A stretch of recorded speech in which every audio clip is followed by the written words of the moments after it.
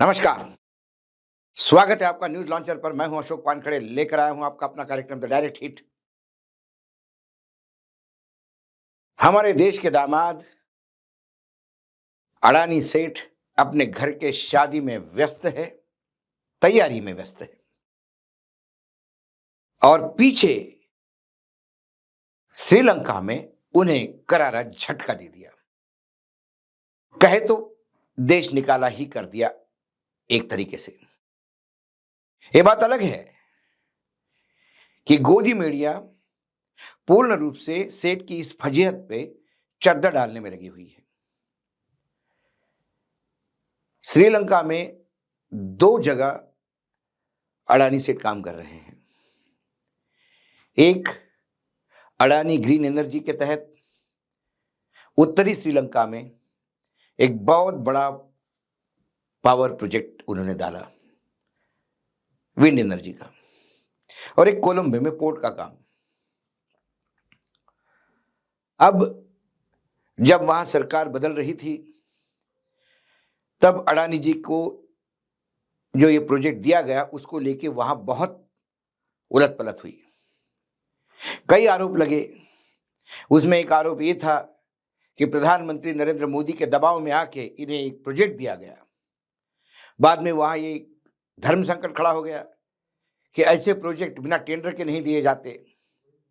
सिर्फ government to government, यदि भारत सरकार को ये प्रोजेक्ट दिया गया तो फिर वहां टेंडर नहीं होता।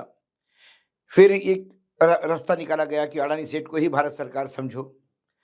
हमारे भारत की जनता को समझने में बहुत अभी भी टाइम लग रहा है कि अडानी और भारत सरकार एक ही है। अंधभक्त जरूर कहते हैं कि भारत का विकास ही अडानी के विकास के साथ जुड़ा हुआ है, बाकी सब कोई मतलब नहीं। लेकिन नई सरकार आई और अमेरिका में भी जो अडानी सेठ के खिलाफ वारंट जारी हुआ, भ्रष्टाचार के कई मामले सामने आए। एक तो अमेरिकन सरकार का दावा कि उन्होंने power agreement, purchase agreement sign करवाने के लिए भारत भूमि पर विभिन्न राज्यों में भारी तादाद में रिश्वत दी और अमेरिका के निवेशकों को झूठ बोला, इसके लिए केस। ऐसे कई चीजें हैं। भारत में तो कोई मानने को ही तैयार नहीं है कि अडानी जी कुछ गलत कर सकते हैं, क्योंकि सैया भय कोतवाल तो फिर डर काहे का। लेकिन श्रीलंका के ministry of power and energy ने अडानी ग्रीन्स के साथ, यानी अडानी ग्रीन एनर्जी के साथ जो पावर परचेस एग्रीमेंट था उसे रद्द कर दिया। जैसी ये खबर मार्केट में आ गई, तुरंत अडानी सेठ की तरफ से फायर फाइटिंग शुरू हुआ और बार बार ये कहा जा रहा है, सारी एजेंसियों से लेके तमाम जगह पे यही बात हो रही है कि अडानी जी का पावर प्रोजेक्ट रद्द नहीं हुआ है, सिर्फ पावर परचेस एग्रीमेंट रद्द हुआ है।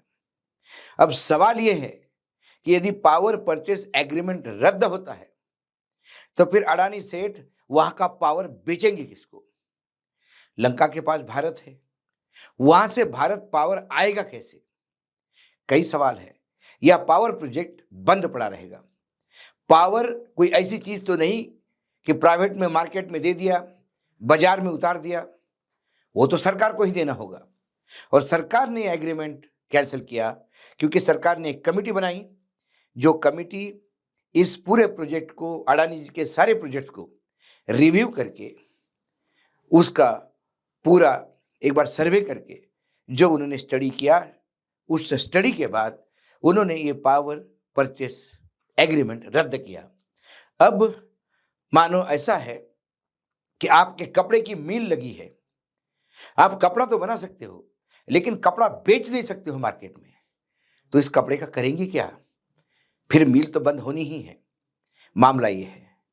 इसके पहले कोलंबो में जो अडानी जी का प्रोजेक्ट आ रहा था बड़ा, द पोर्ट का जो प्रोजेक्ट था, उसके लिए अमेरिका का United state international development finance corporation यहां से $535 मिलियन का कर्ज अडानी को मिलना था। लेकिन जैसा ही वहाँ वारंट इश्यू हो गया, अडानी जी को लगा इसके पहले कि वो रद्द करें, इन्होंने कहा कि हमें अब पैसा नहीं चाहिए।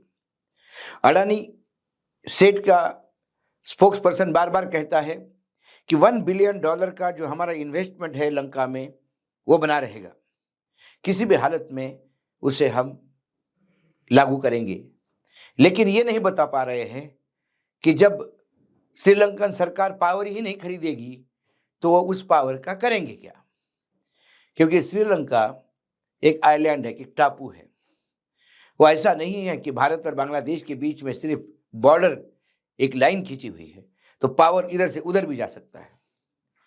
यहां से तो पावर, राम ने सेतु तो बना लिया था, क्या अडानी सेठ राम जैसे ही कोई काम करने जा रहे हैं? ये तो राम ही जाने। फिलहाल श्रीलंका के इस झटके ने अडानी सेठ तिलमिला गए। लेकिन बात परचेसिंग एग्रीमेंट रद्द करने की है और सेठ प्रोजेक्ट वही है इसमें बताने में लगे हैं। लेकिन लंका की सरकार, भले ही छोटा हो राज्य, भला ही एक बार दिवालिया हो चुका हो अभी अभी 1 साल पहले, वहां भी सत्ता परिवर्तन है, वहां भी उलट पुलट होती है, लेकिन जो भी सरकार आती है वो अपने जनता के हित के लिए काम करती है, ना कि उद्योगपतियों के लिए। उसका उल्टा हमारे देश में है। एक खबर मैं और बता रहा हूं, जिसमें पता पड़ता है कि लंका छोटा देश होने के बाद भी वहां की सरकार लोगों के लिए काम करती है, और हमारे यहाँ इतना बड़ा देश है, उपमहाद्वीप है, और हम लोगों के बजाय सेठों के लिए काम करती हैं हमारी सरकारें। छिंदवाड़ा एक जिला है मध्य प्रदेश में, कमलनाथ का जिला, कमलनाथ जहां से आते थे, वहां के कलेक्टर है शिलेंद्र सिंह।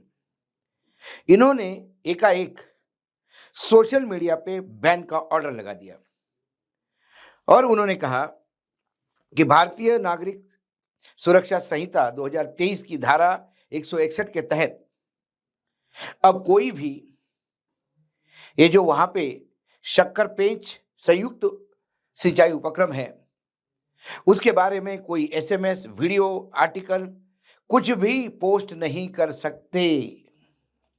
यदि किया तो फिर भारतीय नागरिक सुरक्षा संहिता 2023 की धारा 233 के तहत कड़ी कार्रवाई की जाएगी। यह हुआ क्यों? अब वहां पे ये जो संयुक्त प्रोजेक्ट बन रहा है, शक्कर पेंच संयुक्त प्रोजेक्ट, उसमें हर्रा डैम बनेगा। ये सारा काम अडानी सेठ के पास है।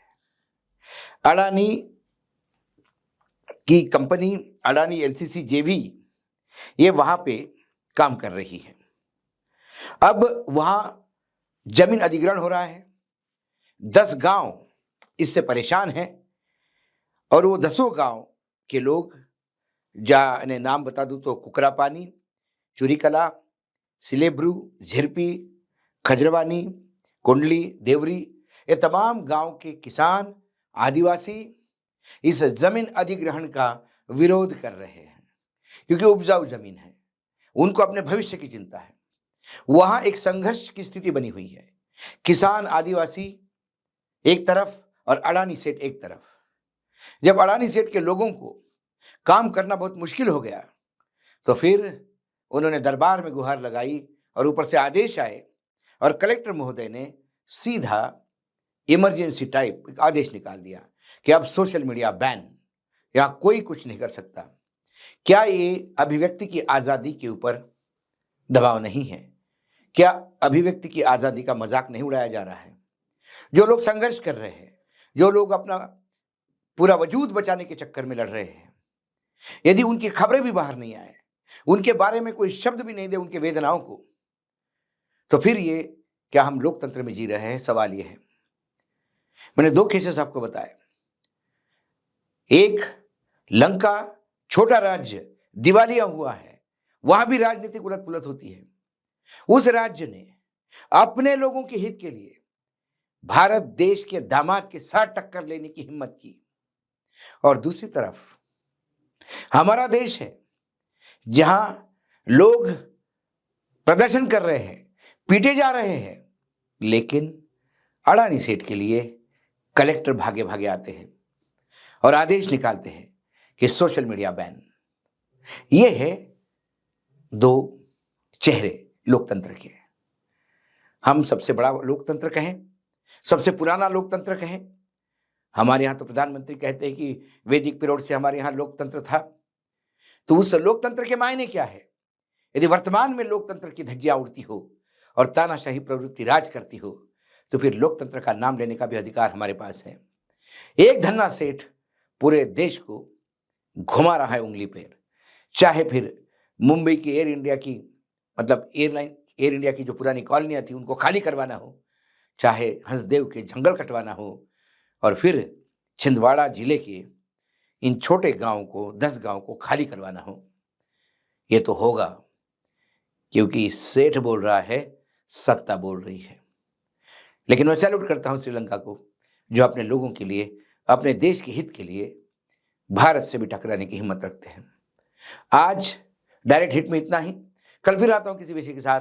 तब तक के लिए नमस्कार। देखते रहिएगा न्यूज लॉन्चर।